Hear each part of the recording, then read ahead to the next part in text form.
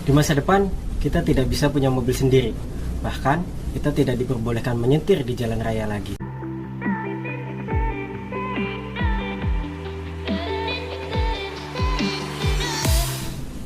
Halo teman-teman, kembali lagi di SM Channel. Di channel ini kita akan membahas kegiatan bertransaksi sehari-hari dan membicarakan soal teknologi di masa depan. Sudah lama saya ingin membahas topik tentang autonomous driving di channel YouTube saya, akan tetapi baru kali ini saya berani dan merasa sekarang sudah waktu yang tepat untuk membahas hal tersebut. Singkat cerita, di masa depan kita tidak perlu nyetir mobil sendiri dan mungkin kedepannya kita tidak perlu punya mobil pribadi. Oke, mungkin dari teman-teman semua merasa masa depan tersebut akan terjadi, tapi tidak yakin hal ini terjadi pada masa teman-teman.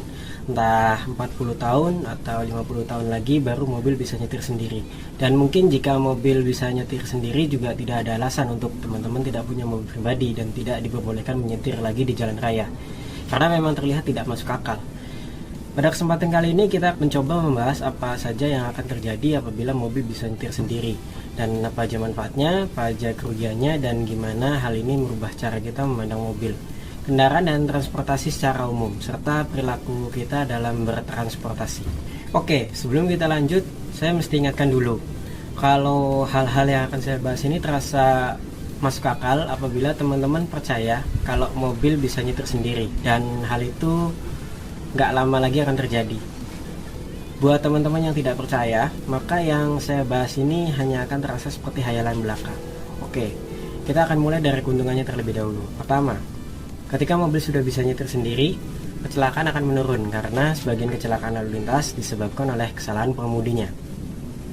Pada saat mengemudi, orang gampang teralihkan, dan mengemudi juga kegiatan yang menyita banyak energi. Jadi wajar jika saat kita mengemudi, kemungkinan kita melakukan kesalahan sangat tinggi dan ya mengakibatkan kecelakaan.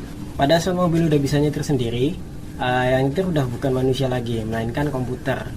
Dan teman-teman tahu, komputer itu bisa melakukan hal yang sama berulang-ulang dengan kesalahan yang hampir tidak ada. Gak bisa bosan, gak bisa ngantuk, yang dibutuhkan cuma listrik, dan basically komputer bisa jalan sampai komputernya rusak. Dan menurut saya pribadi ini adalah hal yang paling penting, karena kalau teman-teman tahu, kematian akibat kecelakaan di sini sangat banyak, dan akibatnya juga pada korban dan masyarakat juga tidak sedikit. Menurut data kepolisian di Indonesia, rata-rata 3 orang meninggal setiap jam akibat kecelakaan lalu lintas yang disebabkan oleh beberapa faktor. Artinya ada sekitar 26.280 orang meninggal setiap tahunnya karena kecelakaan lalu lintas. 61% kecelakaan disebabkan oleh faktor manusia, yaitu yang terkait dengan kemampuan serta karakter mengemudinya. Dan kemudian WHO menyatakan ada 93% dari kasus kecelakaan lalu lintas ini terjadi di negara dengan pendapatan menengah ke bawah seperti Indonesia. Jadi jika kecelakaan lalu lintas ini dapat kita kurangi, itu sudah termasuk pencapaian yang besar untuk kita. Kedua, kita akan lebih produktif dan mengurangi stres saat berkendara. Mungkin teman-teman yang tidak tinggal di kota besar tidak akan mengerti dengan keuntungan ini. Begitu pula saya, dan jujur ketika saya ke kota besar di hari kerja dan menyaksikan sendiri kemacetan yang dialami mereka saat kegiatan mereka sehari-hari, saya merasa tidak sanggup menjalani kehidupan seperti mereka yang ada di kota besar. Menurut situs TomTom, yaitu situs yang mengukur kemacetan di kota besar di dunia, Jakarta mengalami kemacetan sebesar 53% selama 2019. Di antaranya 52% terjadi di tol dan 54% terjadi di non jalan tol. Dengan tingkat kemacetan paling parah yaitu 91%. Untuk setiap perjalanan selama 30 menit pada pagi hari akan bertambah menjadi 19 menit dan 26 menit pada sore hari. Artinya waktu yang hilang setiap tahunnya adalah sekitar 174 jam atau 7 hari 6 jam per orang. Ketika mobil bisa nyetir sendiri, kita nggak perlu ngapa-ngapain lagi. Bisa tidur, bisa baca buku, bisa main game, atau bahkan nyelesain kerjaan yang belum kelar. Meskipun kelihatannya remeh, akan tetapi hal ini akan membuat orang-orang lebih produktif dan tidak membuang waktunya dan tenaganya untuk bermacet-macetan. Dan bukan hanya orang-orang kaya saja yang akan menikmati ini, akan saya jelaskan nanti. Sebenarnya masih banyak kelebihan, akan tetapi ada poin yang mesti saya jelaskan terlebih dahulu, yaitu tentang robot taksi robot. Jadi mari kita bahas tentang kekurangannya terlebih dahulu. Pertama, orang tidak perlu lagi belajar nyetir dan mengurus surat izin mengemudi. Dari sini jelas banyak pekerjaan yang akan hilang, termasuk pendapatan negara dari pengurusan surat izin mengemudi. Tapi saya bisa bilang hal ini jadi keuntungan juga tergantung bagaimana teman-teman memandangnya. Kedua, pada dasarnya kita menyerahkan nyawa kita ke komputer, dan apabila penerapan teknologi yang adul malah akan jadi bumerang.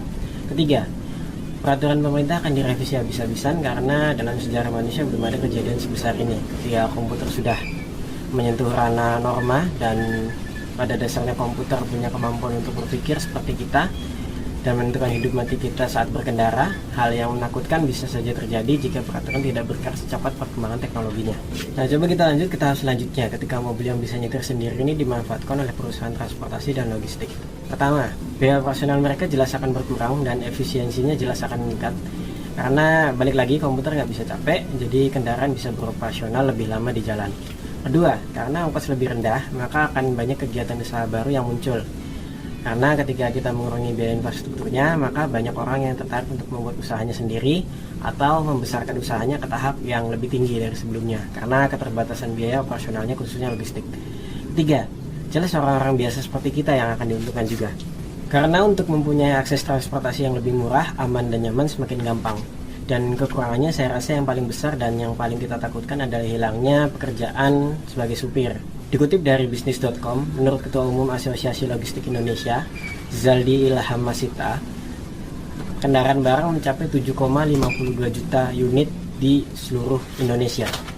Dengan jumlah itu, terdapat kebutuhan 15,04 juta pengemudi angkutan barang, dan ini hanya kendaraan barang, belum lagi transportasi umum, taksi online, dan supir pribadi. Orang-orang ini nggak sedikit dan pasti efeknya akan sangat berbahaya apabila kita menerapkan teknologi ini secara tidak hati-hati. Kasus yang paling terkenal adalah ketika Grab dan Gojek pertama kali hadir di Indonesia. Kerusuhan dan kekerasan terjadi di mana-mana, padahal Gojek dan Grab masih pakai manusia buat sopirnya. Bayangkan ketika nanti sopirnya benar-benar dihilangkan. Tapi teman-teman jangan salah, kejadian kayak gini nggak terjadi sekali ini aja. Dulu kita sempat mengenal yang namanya wartel, dan sekarang wartel hilang karena adanya ponsel. Terus pertanyaannya kenapa kita nggak balik lagi punya wartel? Jawabannya sederhana, karena ponsel lebih enak dan lebih murah dibandingkan wartel. Maka dengan sendirinya wartel akan hilang. Untuk teman-teman yang nggak ngerti wartel, wartel itu adalah warung telkom seperti warnet, tapi dia nyediain telepon. Jadi dulu kalau teman-teman mau nelpon orang, nggak kayak sekarang bisa langsung lewat ponsel, tapi harus ke wartel. Sama kayak sekarang ke warnet buat internetan pakai komputer kalau kalian nggak punya komputer sendiri di rumah.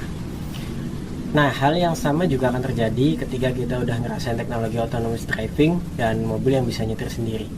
Kita nggak akan balik lagi buat belajar nyetir mobil ataupun punya supir. Dan nanti ketika perusahaan transportasi ini bisa memperluas pelayanannya karena nggak perlu supir lagi, dan persaingan bikin ongkos yang kita bayar turun, bahkan lebih murah daripada punya kendaraan sendiri, maka udah nggak ada alasan lagi bagi kita buat punya kendaraan sendiri. Dan terakhir, karena mobil yang bisa nyetir sendiri itu lebih aman karena komputer nggak bisa capek, maka pemerintah akan terlihat lucu kalau ngebolehin kita nyetir di jalan raya. Oke. Sebenarnya banyak hal detail yang kita harus bahas buat sampai ke kesimpulan kalau kita nggak perlu punya mobil pribadi dan nggak boleh nyetir sendiri. Tapi kalau saya bahas mungkin bakalan bisa seharian penuh videonya. Maka dari itu, video ini cuma jadi pembuka imajinasi teman-teman apa saja yang mungkin terjadi di masa depan, dan video ini akan saya lanjutkan dengan topik autonomous driving dan robot taksi robot. Ke depan kita akan coba ngebahas tentang teknologinya sebenarnya seperti apa, siapa saja yang lagi ngembangin, progresnya udah sampai mana, yang sudah kejadian udah di mana aja, terus hitung-hitungannya kalau misal kejadian di Indonesia gimana dampaknya, dan masih banyak lagi. Jadi pantengin terus saja teman-teman dan subscribe ke channel ini. Terima kasih teman-teman sudah nonton sampai akhir. Saya harap teman-teman suka dengan bahasan kita. Ini memang bukan topik yang gampang dan menyenangkan, tapi mungkin ini termasuk dari tujuan saya buat video ini. Saya ingin mengingatkan kalau teknologi autonomous driving ini udah nggak jauh, bisa terjadi di masa kita sekarang, dan yang paling penting mulai kita pikirkan ketika hal itu terjadi kita mau ngapain, karena saya rasa kita bisa jadi pemainnya bukan hanya jadi konsumennya ketika autonomous driving ini kejadian. Dan yang saya harap juga bahwa Indonesia bisa implementasi teknologi ini dengan lebih cepat dan lebih bijak, karena menurut saya masa depan kita akan ke sana. Saya minta maaf kalau ada kata-kata saya yang kurang berkenan ataupun mungkin teman-teman tidak sependapat dengan saya. Kita diskusikan di kolom komentar di bawah. Like, comment, share, and subscribe supaya teman-teman gak ketinggalan video saya selanjutnya. Sampai jumpa, dadah.